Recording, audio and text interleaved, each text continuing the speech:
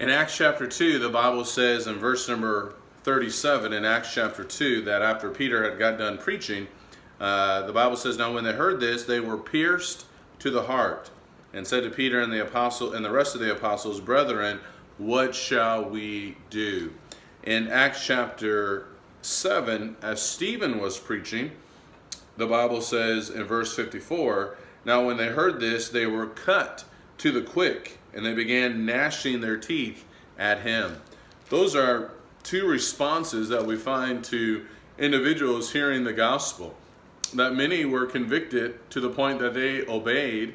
Many were convicted to the point that they killed Stephen. Yet we do find another example in Acts chapter 5.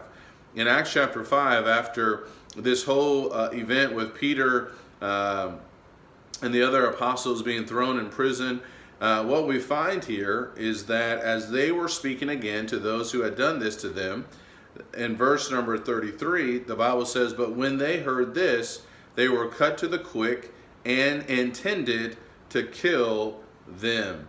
They were cut to the heart as well. And it's just fascinating. I think sometimes I overlook this example here.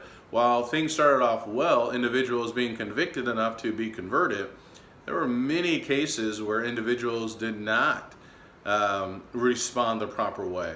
The lesson for us, I think, is how are we going to respond to the gospel? It does create some kind of response in the hearts of men. So it is something for us to think about as we do our Bible reading and as we think about who we are.